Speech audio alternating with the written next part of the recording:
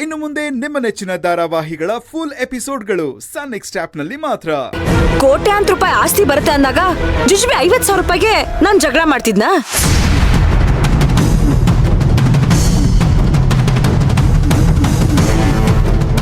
ನೀವೇ ಹೇಳಿ, ಅವಳೇನ್ ದಡ್ಡಿನಾ? ಈಗ ನೀವ್ ಹೇಗೆ ಸೇವಂತಿನ ಸೋಲಿಸ್ಬೇಕು ಅಂತ ನೀವೇ ಸೋಲೋದಕ್ಕೆ ರೆಡಿ ಆದ್ರೋ ಹಾಗೆ ಅವಳು ನಿಮ್ ನಂಬಿಕೆ ಪ್ರೀತಿನ ಬೆಳೆಸ್ಕೊಳ್ಳೋದಕ್ಕೆ ನಿಮ್ಮನ್ನ ಗೆಲ್ಸಿದ್ಲು.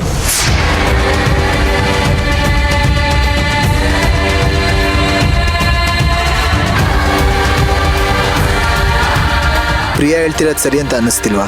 ಹೌದು ಕಣೋ, ನಾವ್ ಈ ತರ ಯೋಚನೆ ಮಾಡ್ಲಿಲ್ವಲ್ಲ. ನಮಗ್ ಬುದ್ಧಿನೇ ಇಲ್ವಲ್ಲ ಅತ್ತೆ.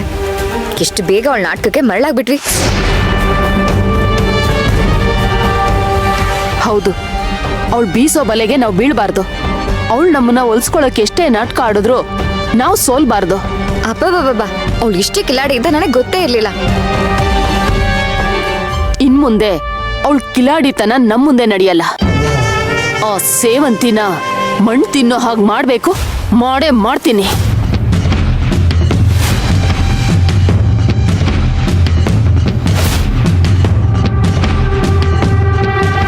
ಅಲ್ಲ ಅತ್ತೆ, ಮನೆಯಿಂದ ಹೊರಟಾಗ ಸೇವಂತಿ ಅರ್ಜುನ್ ದೂರ ಆಗೋ ತರ ಏನಾದ್ರೂ ಒಂದ್ ಮಾಡ್ತೀನಿ ಅಂತ ಹೇಳಿದ್ರಿ. ಎಲ್ ಮಾಡೋದು? ನಮ್ಮ ಅತ್ತೆ ಕಣ್ಣು ನಮ್ಮೇಲೆ ಇದೆಯಲ್ಲ. ಆದ್ರೂ ಬಿಡಲ್ಲ, ನಾನ್ ಮಾಡೇ ಮಾಡ್ತೀನಿ. ಅತ್ತೆ, ನನ್ನನ್ ಕೇಳಿದ್ರೆ ನೀವಿವಾಗ ಸುಮ್ನಿರೋದೇ ವಾಸಿ. ಇದನ್ನೆಲ್ಲ ನೀವು ಕರ್ಣ, ಅಜ್ಜಿ, ಅರ್ಜುನ್ ಇಲ್ದಿರೋವಾಗ ಮಾಡಿದ್ರೇನೆ ಸರಿ. ಯಾಕೆ? ಅವ್ರಿದ್ದಾಗ ನೀವು ಸೇವಂತಿ ಮನ್ಸಲ್ಲಿ ನಮ್ಮ ಆಲೋಚನೆ ಬಿತ್ತೋದು ಕಷ್ಟ. ಅವ್ರ 3 ಜನನು ಅವಳ ಪರವಾಗಿ ನಿಂತ್ಕೊಂಡು ಮಾತಾಡ್ಬಿಡ್ತಾರೆ. ಆವಾಗ ಎಲ್ಲ ಹಾಳಾಗಿ ಹೋಗುತ್ತೆ. ಹಾ, ಅದು ನಿಜಾನೇ. ನಾಳೆನೋ ನಾಡಿದ್ದು ಆ ಸೇವಂತಿನ ದೇವಸ್ಥಾನ ಕರ್ಕೊಂಡ್ ಬಂದು ನನ್ನ ಆಟನ